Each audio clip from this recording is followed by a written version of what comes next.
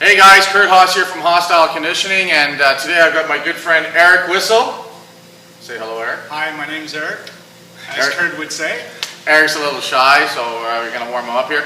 Today we're going to have a really cool interview with Eric. Eric's the gentleman that you might have heard or seen a lot through a lot of our postings on Twitter and Facebook and on our blog, who's lost well over 150 pounds in the last 18 months. And a couple websites that we write for and do some stuff, some blogs for, like healthhabit.ca and Health Hive Media, have asked us if we could do an interview and just, get to know Eric, get to know his story, how he started, where he came from, and what it was like, and just see what it's like for an individual to lose over 150 pounds. 2 weeks ago, Eric went through a major surgery to have all the excess skin removed. He's just recovering from that as well, so we're going to talk a bit about that. And so we're just going to go through some questions that we have for Eric, and basically to help get people some information about to see what kind of life-altering journey it's been for him. So here we go. My first question is, and this is something we ask everyone when they come into the Hostyle Conditioning facility is, what made you decide to transform your body? Where did you start, and what were some of the things that caused you to take action? Well, like Kurt said, I'll begin. I'm a little shy, so bear with me on this. But how it all started is I had met, actually my mom had seen a segment with Kurt airing on air, and she looked at it and she was very impressed with what she's seen about this gym. So what she did was she gave Kurt a call and she asked Kurt a few questions, and I remember getting that call. I'm not too sure what the conversation was all about, but anyways, yeah. So she I guess she got the information she wanted, so she called me up and she's like, "Look, Eric," she's like, "I found this terrific place in Orleans, and she's like, maybe this will help you lose some weight, because I've tried to lose weight in the past. I've tried to do it on my own, but the only thing is that I never was able to succeed as much because either one, I was not training properly, two, I was not eating properly, or maybe both. So by coming here, I was able to learn how to diet better and exercise, and so yeah." Well, I think Eric ran into what a lot of people run into, is a lot of the starting and stopping mode, where your best intentions, you get started, you do something, you take action, and unless you're following a good plan and you're being looked after, it's easy to fizzle after 3 weeks and 4 weeks and 2 weeks and things like that. So we'll talk a bit more about that a little bit later on. But yeah, that's how it went down. There was the local TV station called the A Channel. Now it's called CTV2 or for Ottawa and stuff. It's our local affiliate from CTV that focuses on Ottawa, Ontario, in Canada here. We'd done a commercial, and in that commercial was like a 20-second, 30-second spot of me standing talking about what we do, and behind me I had 3 or 4 of my main clients at the time doing some running with the prowl and working the sandbags, and we had a couple people that weren't your typical skinny fitness people. They were people that were larger and were losing weight, and I think what happened is Eric's mom saw that and said, "Hey, this looks like something that could definitely benefit Eric," because there was similar type people working out on the camera. So I think that's what motivated her to give Eric a call. She talked to Eric, and then she called me before, and we talked, and she asked me some questions about what we do. And that commercial started running on I think it was a Thursday morning, and Thursday afternoon, early evening, Eric came in for the first time, and we met, and it started from there. Yeah, it started from there, and there was this guy here. His name was Peter, yeah. And he did very well for himself, and that kind of helped me out and motivated me to stay. I said to myself, well, if this guy can do it, then I'm sure, with my willpower somewhere inside me, I'm able to do it also. But of course, when Kurt told me, when I went up to him and asked him, I'm like, "Look, do you think it's possible that I could lose this much weight?" And Kurt's like, "Eric, if you stick to my program, I can guarantee you that it will happen." And sure enough, 18 months today, or 19 months, I'm a different man. And how much have you lost total so far? In total, with the surgery that I had just last week, and I'm very proud to say I've lost 175 pounds. In 18 months. It's phenomenal. It's crazy. He's lost a whole person. And if you look back on our blog at hostyleconditioning.com, there's a lot of entries where you'll see pictures of Eric and some before and afters and different things going on. So it's quite inspiring. What do you think was, the difference today or this time compared to other times when you tried to lose weight? What would you say some of the biggest differences were that made it possible for you? Yeah, the biggest thing was, like I said, I needed a trainer. Number one, in order to succeed in your weight loss, you definitely need a trainer, because you need to be directed in the right direction. And if you try and do it on your own, for big people like us, it's really hard, because we need the motivation. We need to know that, somebody could push us and just help us out. So I think the big thing too is what we run into with a lot of clients, Eric included, is that a lot of people don't realize just what they can do. And our job here in our facility is to get more out of people than they realize they can do. When we see them, when we learn to see what their capabilities are, we know that they can do this, this, and this. And sometimes what we know they can do and what the individual knows they can do, there's a disconnect or a gap. So what we focus on is to bring that out of the person, so they walk out of here always feeling accomplished at the end of a workout, saying, man, I didn't think I could do that, or I didn't think I could finish all those reps, or I didn't think I could keep up to this other person.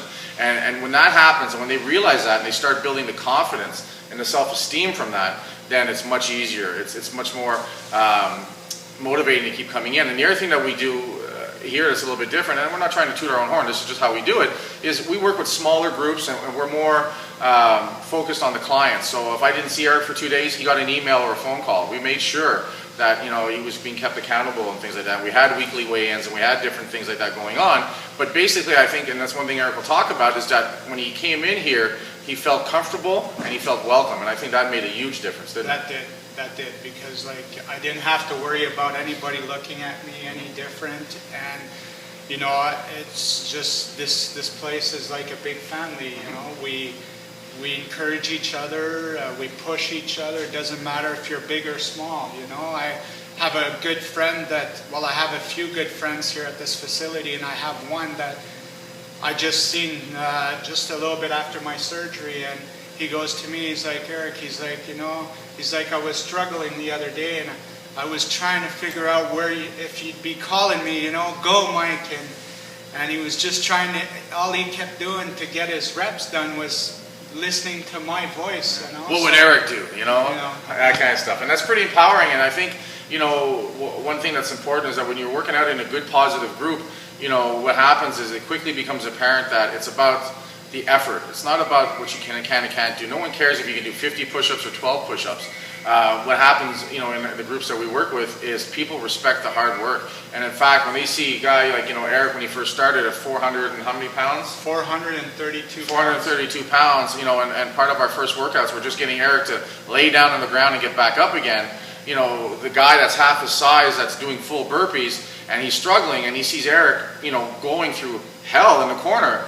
All of a sudden he realized, if Eric can do that, I can do 5 more burpees. And all of a sudden it becomes contagious. It's just the adrenaline and the mood in the room where everyone's just working hard and no one wants to let the other person down and no one wants to quit on themselves. And that's what really becomes infectious, and everyone gets results because of that. Yep. And you're around that, so you quickly realize that you're part of a team or a family or a tribe, if you will, and that's really part of the magic. So when you walk in, you feel welcome, you're recognized, and that makes a huge difference. It's no different than going into your favorite watering hole, and when you walk in, they slide your beer across the counter and they know you and that kind of stuff. You feel welcome, you feel comfortable going in there. Now, I'm not saying go and do that 7 nights a week, that kind of thing, but when you do go out and treat yourself, it's nice to go somewhere where you're comfortable. And I think that's what's really important when you're trying to find a place to work out, is that you do find a place that you're comfortable in. Is a smaller facility like ours that's more personal, or a larger facility, it doesn't matter really. I want people to go out there and find what turns them on and what gets them motivated and what they're comfortable with, and the odds are you're going to stick to it a lot more. I mean, guidance and knowing what to do and being taught definitely makes a huge difference. Just like Kurt would say, when I was big, there's lots of times I would not go to a different facility to work out because, if I had to take a shower, I had to take off my shirt. And of course I had this skin that was right down. Mm-hmm. But with coming to this gym and building the confidence and knowing that I was going to get this surgery, I was able to join another gym. Mm-hmm. And it was good life. Mm-hmm. To go there whenever I couldn't make it here, at least I could go there. But over there, they have showers. So I would take my clothes off, and I wouldn't be ashamed because I knew of the hard work I've already put into it. That's right. And so, yeah. That's a huge accomplishment for confidence and for self-esteem to be able to do that, right? And that only comes from just being able to succeed on a small scale every day. And that's what, with the type of training that we do here, when you walk out of here, you worked out, you earned that sweat, and it's very empowering what it'll do for you.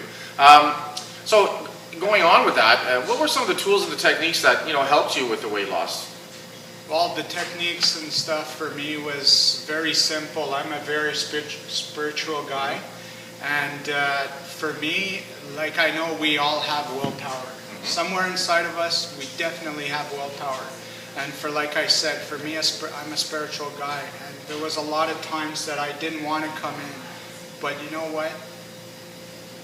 For me, Jesus suffered a lot. So I would say, if this man could suffer, I could suffer. And this is how come, I was able to put my effort into it and come. And I think that's what you have to do, is you have to find something to model yourself after, or someone or some situation that you can put things in perspective. When I have people come in here and say, oh, I don't know if I can do another 5 push-ups and stuff like that. I'm like, you know what? That's tough for you to do. And so, I said, some people get shot at with bullets every day for their job and stuff. I said, we all have to cross the bear one way or the other and put things in perspective. Just when you think your life is pretty rough, there's always someone out there who's got a lot rougher. So when you start looking at that and start comparing to yourself to those situations, you realize all of a sudden, you know what, I can get up and I can do more. I can do one more. One thing we say here all the time is there's always one more rep. No matter how tired you are and how long it takes, you're always able to squeeze another rep. So that's something that's very important to remember, is to drive yourself that way.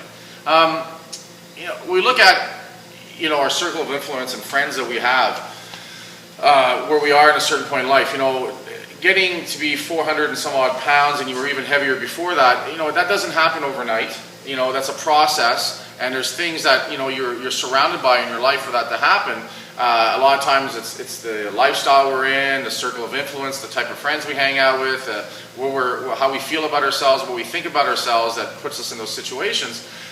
So going through this, what helped you? Like, what did some of your friends do that helped you go through this journey? My friends would just, I have this close friend that would just help me and motivate me. Like, he lives here in Orleans, and he'd just tell me, Eric, just go to the gym, and you work it off, and, so, yeah. And he even changed some of the habits he had around you as well, didn't he? He did, for sure. Like, he would not go and have a bag of chips or a chocolate bar in front of me because, of course, as a big person and always eating unhealthy, that's something that you want. And it's easier to do with the person beside you doing it. And the individual he's talking about, I know he's been a really good friend to Eric for a long time, and this is a skinny guy. He doesn't have to worry about his weight and stuff, but he honestly was conscious about what Eric was going through, so he altered some of his habits when he was around Eric to make things easier for Eric. And I think that's when you sit down and you're really able to evaluate who a true friend is for you, and that they're willing to change some things around you to help you with things that you're struggling with. But at the same token, I know you had some friends that didn't change some of their bad habits around you, and then what did you have to do to deal with that?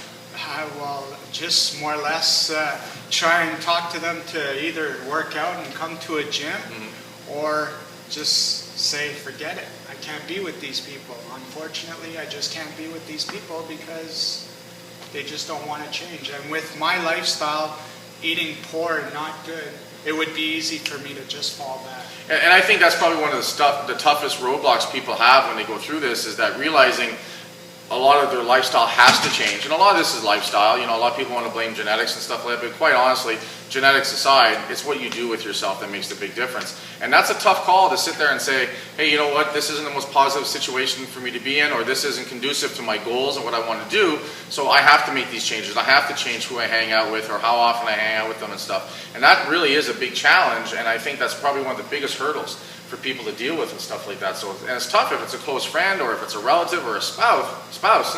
It makes it even harder overall. So, it's definitely something hard to overcome, but when you do, you know, it's short-term pain for some long-term gain. So again, a lot of respect for having to make those changes in your circles. And then what happens is you quickly realize that as you move away from one circle of influence that's negative, you end up gravitating towards another circle of influence that's positive. So a lot of the people that you hang out around here are very positive because they're all training, they're all doing, doing things to change their lives and better themselves. So you start aligning more with them, and then that starts rubbing off on you. So that helps replace the void that you have from moving on from one end to replace it with more positive things. And I think that's something that's important to do, is to seek out that more positive circle of influence and let that wash over you, and for you to take that on, and being around it, it'll be a lot easier to do that overall, for sure.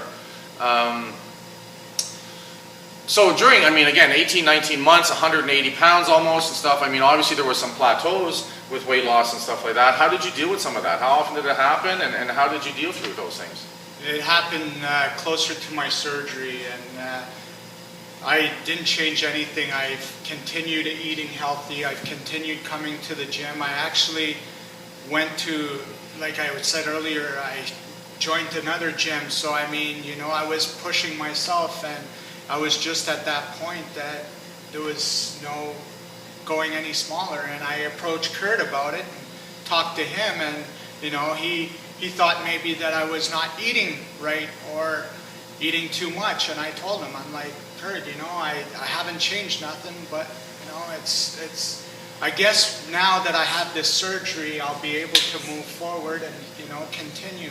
And my biggest goal now is to lose another 30 pounds, just so. Well, absolutely, and I think it's possible to do. And I think the thing to remember with plateaus, I've only seen Eric go through in the 18 months, maybe 2, maybe 3 times, and there was no surprise when he went through it. He knew, after the weigh-in, when he wouldn't be down anything or up a couple of pounds. It wasn't like, oh my God, I don't know what I did wrong. He knew at that point. We'd have a very open and frank conversation about it.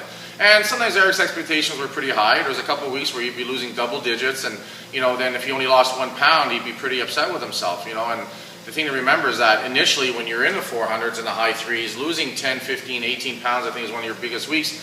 Those happen a lot easier at first because there's a lot of water weight and a lot of retention and stuff. But as your body starts settling down and you start getting into the groove and you get rid of a lot of that garbage, 1 to 3 pounds is respectable to be done weekly, and it's something that's you're able to maintain and keep off. To try and drop 10 pounds every week all the time is too drastic, and your body will rebel at the very first chance it gets. So it's very important to look at those small victories. Half a pound and a pound is a lot better than gaining that half a pound and a pound. And like he'd say too, you may not be losing weight, but you're gaining muscle. So it could have been where I was gaining muscle too. On the scale, being down 175 pounds, just from what I can see in your performance of what you can do now and how your body's changed, you've gained 25 to 30 pounds of muscle as well. So that's like a 200-pound swing altogether. The other thing too, that one of the things that I stress when people work on losing weight and how we run things here at Hostyle is that it's not just about losing weight, but it's also increasing your physical and mental toughness. So you're not just getting lighter, you're getting fitter, and you're getting healthier, and you're getting more capable. There's some workouts that we do, and I do them with Eric. I can't keep up to his cardio because his cardio has improved that much. It's phenomenal to see and stuff. And that, to me, is very, very important and much more empowering because the carryover to your daily activity is going to be much better because of that. Like Eric, for a living, you do drywalling and stuff like that. What was that like when you were in the 400s? It was terrible. Like I said, like Kurt said, my highest peak was 525 pounds. And I will get to the story about working, but before I get there, I just want to say that, as I was getting big, I have 4 kids, and at the time that I was big, 525 pounds, they were little. So, just because I couldn't get this stuff done, I'd have to depend on my kids or on my wife, and it's stressful on the children. Everybody. And so I knew something had to be done. And I also had this guy that where I would go pump gas. He'd say to me, "It's like, Eric, you're such a nice guy, and if you don't do something with yourself, you're going to get high blood pressure. You're going to have a heart attack, diabetes or whatever." But luckily enough, I didn't have any of those. So I was very lucky there. You were. But anyways, to go to the working part, I sand drywall for a living, and I could move the pole really good. But to get up, to get up on ladders and to get up on benches and to get up on scaffolding and to get on planks where I had to do something really high was very difficult for me. Oh, impossible, really. So yeah, I mean, I had to hire some people to do those jobs. So I mean, you know, like yeah, it was tough. It's not, you know, it's not just the emotional wear and tear and the physical wear and tear, but you know, in Eric's case as a contractor, it was financial wear and tear. You know, you couldn't get jobs done as quickly. You had to hire more people to help him do it, so he made less money. It was more stressful. Now, you know, when you know, 2 weeks, 3 weeks before your surgery, what was it like on the job site after that? It was great. I mean, I was able to go up and down ladders, able to go up on a scaffold, and my belly, okay, it was a bit in the way, but not as much as it was whenever I was bigger the weight, you know. Well, not only being smaller, but also being fitter and tougher and stronger, you're able to do a lot more physically. Yeah. I mean, getting up and getting down was a lot better. So, So all of a sudden things, your day runs smoother. You know, financially he was doing better. Emotionally he was doing better. I mean, things start speeding up and the momentum carries in a much more positive way. So obviously in your circle of influence, you have family, you have friends, you know, that have some weight issues as well too. When you see them trying to solve their weight issues and stuff, from knowing what you know now, what do you think they're doing wrong when they're not succeeding? What they're doing wrong is completely not working out. I mean, you know, they complain that they want to lose the weight, they want to do this, they want to be fitter, you know, but bottom line is they don't join a gym. They don't take action. They join a gym and they stay there for maybe 2 months and then they give up because they don't see no results. But I explain to them overall, you know, like big people take a long time to see results. And so, I mean, I do encourage them, and you know, everybody takes action for themselves. So, and I think that's the big thing too. You know, sitting there and doing nothing is not going to get you anywhere. Sitting there and doing a little bit of something is going to get you a little bit of the way. You have to work at it. Anyone who tells you it's easy is lying to you. Anyone who's telling you they have a solution that's going to be easy and simple to do, run away as fast as you can. Because one of the things I told Eric when he started, it's going to be a lot of hard work. It really is. And you know, he says it took a long time, but I mean, his whole life has changed in 18 months. 18 months when you're, you know, 30 to 40 years old is nothing in the time frame. So when you look at it that way, you know, it was actually quite fast, and the differences you were able to make and stuff made a big difference. It was. You know, looking back on it now. Oh yeah. You know what I mean? Like, for sure. When I first came here, I couldn't even do a push-up, not even off my knees. You couldn't even get past our warm-up and stuff like that. Today, it's like, you know, I could do 20 push-ups off my toes. Yeah, big just difference. Moving better. And so yeah, I mean, I just before my surgery, I looked back. I brought in my laptop here, and I was looking at some pictures and some videos that I had gotten Kurt to do, and boy, oh boy, the difference! It was just it's uncanny. It's freaky. It's like I was doing these rollover V's, sit-ups, rollover V sit-ups, and moving. I was barely moving, and now it's like, oh, you're like a cat now. Now it's crazy. You know what's really cool too is one of the things Eric, like says, had that surgery a couple of weeks ago, a couple of weeks ago, and he can't do much right now. And for me, where I see the real big wholesale lifestyle change with his thought process and how he really has settled into a lifestyle of health and fitness is that it's been 2 or 3 weeks that he hasn't been able to train, and he's actually kind of going crazy right now. He's jonesing for a workout. So from a point of view where you could barely get in and out of a pickup truck to it's driving you crazy that you can't work out, to me that's one of the most exciting changes overall. And that when I see that happen, when a person hits that, then I'm like, you know what, you're going to be fine now because you've made that switch. You have to stay motivated, you have to stay focused and still stay around what's positive, but that big fundamental shift in your psyche has changed, and that's the excitement, and that's what takes the most time to happen. But once it does, you know, I'd be surprised if we ever see Eric in the 300s again, let alone anything, you know, over 250 in the near future and stuff like that. It's like Kurt said, you know, it's for me to move around and come to the gym. It's like an addiction because my doctor has been telling me to keep it down and, you know, recover. And just yesterday or the day before, I went for a big walk. I took my time. I had a belt because I have to wear a belt to help me right now. And it took me an hour and a half. I don't care that it took me an hour and a half, but I walked 5K. Yeah. Before 5K, I couldn't even do a block. Listen, when you were 427, you got out of breath driving 5K, let alone walking it. You know what I mean? It's a world of difference overall. So yeah, I think going back to what people are doing wrong is that they want to make changes, they want to do it, but they don't have a plan, and then even if they do have a plan, they don't follow and work that plan. But definitely you have to have a plan on an emotional side, you have to have a plan on a training side, and a plan on the diet side. So that, going back to the diet part, specific diets, there's all kinds of diets that you hear touted out there and stuff like that. What diet did you follow? I followed Kurd's Man Diet. And Kurd's Man Diet is very simple. It's easy. All it is that you take your protein shake in the morning, you take it with carbs. For me, for carbs, I use oatmeal. I put a banana. I put frozen fruits.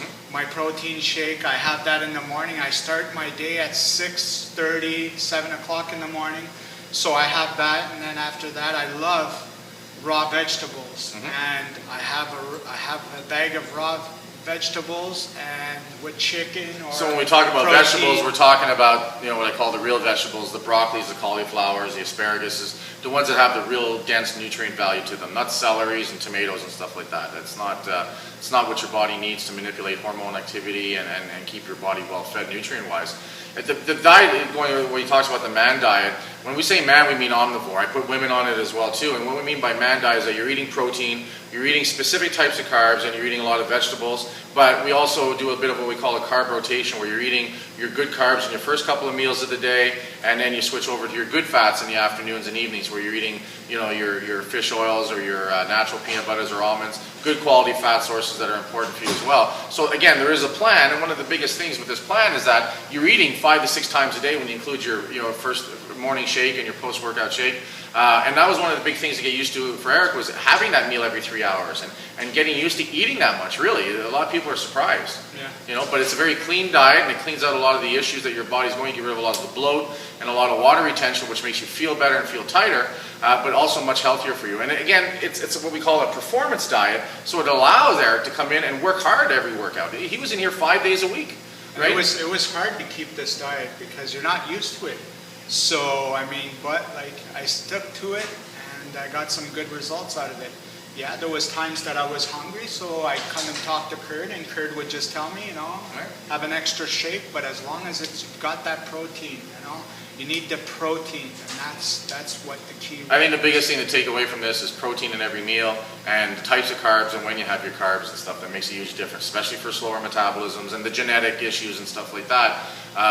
It's very important to work on that. But again, it has to be a good performance-based workout, diet, so you can work out hard to cause a lot of the physical changes you need to do as well too. I've even went to see a doctor about this, and here in Ottawa actually. And when I went to see him and he interviewed me, his diagnosis to me was that it was genetic, and it wasn't possible to lose the weight that I wanted to lose. So if he was to see me today, he'd be really shocked, because he really thought that I had to go for a gastro bypass. And a gastro bypass is something that helps you shrink your stomach so that you can eat less. But you know what? I did it natural, and I'm proud of it. Well, you know what, and when we go to the thing of the gastro bypass and stuff, where they basically take your stomach from this size and sew it up so it's the size of holds 2 golf balls. You eat less and you lose weight because of that. The problem is it doesn't address what you're eating. So you could eat half a piece of chocolate cake and be full while you're losing weight. But I guarantee you a lot of the weight that you're going to lose is going to be muscle mass, your metabolic rate's going to shift lower, you're not going to be able to perform at a high level, you're not going to be fitter and healthier because of it. I don't care what anybody says. Right? So you're losing the weight, but you're not getting any better and any healthier. And a lot of people that go through that gastric bypass, within 3 to 5 years, have gained all the weight back because they stretched that back out again. They haven't changed their lifestyle. They've just gone back to where they were and stuff like that. The success rate just isn't there. They've gotten sick about it. It's just not, It's not healthy. It's not what I recommend. And I'm not a doctor, but I'm just all about, getting people fitter and stronger. That's my goal. And to go back to that diet thing, I can't forget that. For people that do like their goodies, you're allowed to cheat with Curd. You're allowed to cheat once a week. Yeah, I don't have to be there. When he says with me, I don't have to be there for you to cheat. But once a week, on a Friday or Saturday night, from 7 o'clock on, it's a free-for-all. I do tell people that for the first 2 to 3 weeks not to do that, but once they start getting into the groove, then you can have that Friday or Saturday night social and have fun and enjoy yourself. Look forward to your favorite cheat meal and stuff like that. You've earned it. And it helps keep things a little smoother and stuff. But even when Eric started, the first 4 weeks, we didn't talk about diet. We talked about getting him in exercise and getting him moving, and getting them sweating and stuff. And that's the big thing too, is that I don't like seeing things that try to change everything about you all the time, too fast. I like to increment. And the first thing for me, it's movement based. Get in here, work mobility, agility, get them down, learn to get up and down off the ground again. I don't care how much you weigh. And my biggest thing I talk about in between all the workouts is steady state cardio, or lack of a fancy word, walking. Get out there and walk for 20 to 30 minutes a day.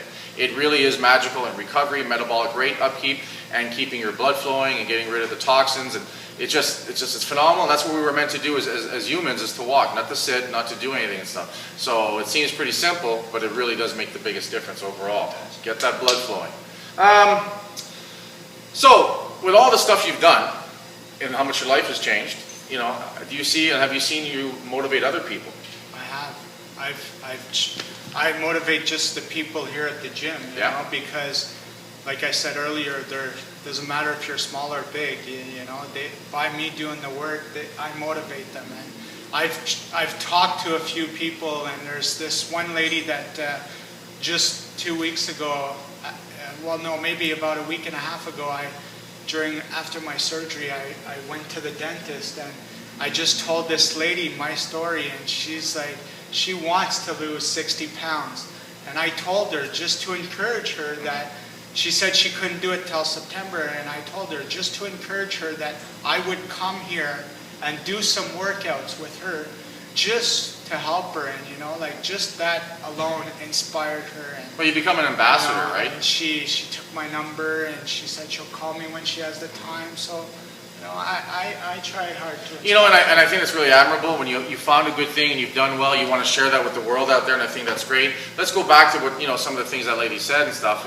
But no time till September. When I have time and stuff like that, I'll be honest. Folks, it's excuses. There's half an hour every day to do something. Anyone who tells you they're too busy to do it is lying to themselves, and they're trying to lie to you. You have to take action, you have to change things and stuff like that. I don't care. I've never met anyone who truly doesn't have the time to do that, to work out 3 or 4 times a week for half an hour. It's just people have to stop lying to themselves, because that's really part of the problem.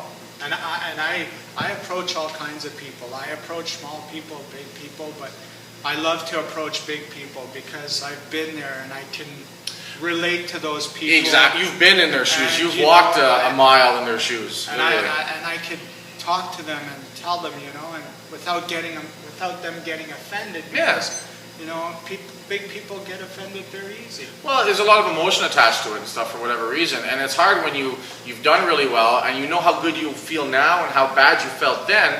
And the human nature is you just want to take how good you feel and just somehow put it inside them so they could see what that's like. If they could just feel for 10 minutes what you feel like now compared to what they're normally feeling, it would be phenomenal how many people would honestly stand up all of a sudden and take that action and stuff. And that's what we try to do when we inspire people and we lead by example, is to do that. And one of the things that helps here is I'm a big dude. I was 380 pounds. I'm down to under 310 in the last year or so. I'm a power lifter, so that was always kind of my excuse. I was a power lifter that didn't do a lot of other exercising other than benching and drinking a lot of beer. And I've been doing this industry for 20 years, and after a while I just said, you know what, I've got to stop kidding myself. And I got into it and focused more on my own. And as I did that, it became more motivating for me, more motivating for the clients that come here as well. But like Eric says, when you see a big person who's suffering getting in and out of a vehicle, or worried about what chair they're going to sit on and stuff, when you've been big, you've been there. And that's something, I don't care what anybody says, you can be a phenomenal trainer, but if you've never weighed a lot of weight, you've never been really heavy, you cannot honestly know what it's like to feel to be inside that person. So I think that's one of the things that helps here, is that we've got 3 or 4 guys and girls that were big that now are smaller, much smaller, and they can relate much better. And it's there's a lot of times when these guys are doing the workout and I see stuff on their face, and I'll make a comment about what's going on and what they have to do, and they're almost like, wow, he's in my head. It's not that I'm in their head right then and there. As I was there 4 hours ago when I was doing my workout. I was going through the exact same thing. So what I feel is what you're going to feel. So that helps me, get you guys to understand and communicate and just to get through. And it's a lot more motivating that way. And then all of a sudden you're able to dig down a little harder and do it and stuff like that. Sometimes it comes down to as much as, hey, if Eric can do it, darn it, I can do it. And talking here, it's good therapy for me, because for all big people, I'm sure, you get very emotional and stuff. And, just talking about this right now is I can feel myself wanting to cry inside. Yeah, don't cry about it. I'm not, but I mean, like, just talking about it, because I've been so big for so long, it's just, it's very sad. It's liberating, but it's also scary for you is. right now, because you're in a place you haven't been in years or ever, and it's the fear of the unknown as well too, right? So that's pretty big task to deal with and stuff, and that's why we always tell guys like Eric, people, come hang out, come be around us, come be around it and stuff like that. If you have questions, you know, come see us, or just be around the positiveness, and sometimes that's all you need just to get through the unknown. And as you start building that confidence, you start realizing that if I can do all this, I can walk into this store for the first time. If I can do all this, I can set this as a goal and run a 5K or walk a 5K or compete in a powerlifting meet. You realize you can do all these things because they're, compared to what you've just finished doing, they're pretty small in scale. Yeah. And you know, like, for me, like, my kids have never seen me small. Mm-hmm. So for them to see me small, it's, you know, things are hitting them. Like, I had my daughter tell me the other day, she's like, you know, Dad, she's like, I remember times that we'd want to go for a walk downtown and we'd want to take the bus, and just because I was big and embarrassed, I didn't want to take the bus. I'd be like telling my wife, let's call a cab or let's call a ride, you know, because I didn't want to be seen in public. And you tend to isolate yourself a lot. I was just going to say, it's like being in a prison. And now, you know, like, the other day I went to the hospital to get some of my staples out, and I was proud to take the bus. You know, I fit it in, and it was like, wow.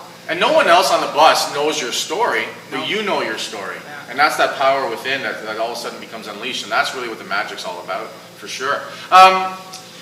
So obviously, we're going to talk about the last the part, you know, in the interview here, stuff like that, is that, you know, I think we've covered it quite a bit, but just how important was the exercise in your success?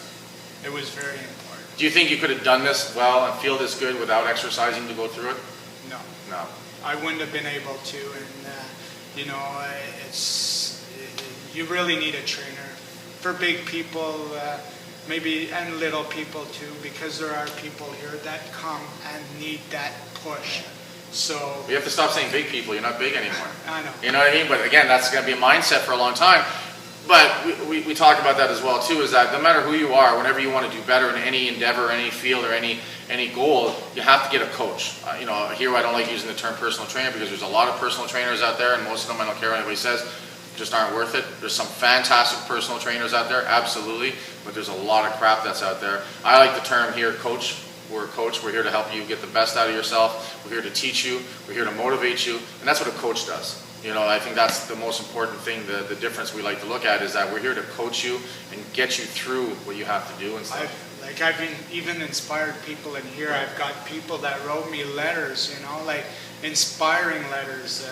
It's pretty cool. Feeling. You know, we talked about how Eric found out about us when this little commercial we had done, and then the following year when we did it again, we actually were live, and we actually had Eric there, and we talked about him and his story and stuff. And it was pretty cool. It was a little emotional as well too. I remember that we had a whole group of people working out in front of us and stuff from Hostile, and then we had Eric and I in the background talking about Eric's story and how well he'd done and stuff.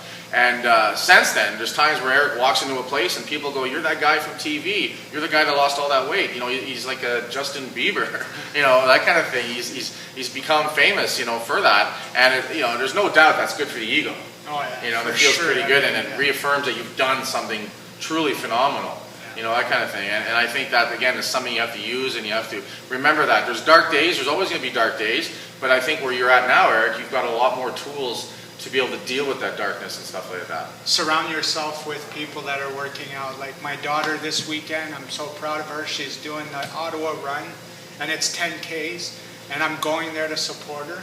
So, I mean, just surround yourself with people. Circle of influence has to change. Of working out, and you will succeed. Awesome. I guarantee you will succeed. That's fantastic. Eric, we're really proud of you here at Hostile Conditioning. You're one of the coolest success stories. And not just in your weight loss and what you've done, but just how you've changed mentally. To me, is the most inspiring part about it all. And we're always happy to see you. You've always got that big grin on your face and stuff like that. And I mean, it's awesome. It's contagious to be around. And we're happy to he used you as an example of what can be done and stuff like that. You know, you weren't born rich and you didn't have all the easy stuff that everyone says, if I was this, I was that, I could do it. You know, you've worked really hard on yourself physically and mentally and emotionally and spiritually, and all those things have really improved your life and stuff, and it's made you tougher, and you're going to deal with anything that comes up in life much easier, not just because you're leaner and meaner, but because you're tougher physically and mentally. So I think that's fantastic. Thank you very much. Awesome, brother. It's Curdhos from Hostyle Conditioning saying, crush it.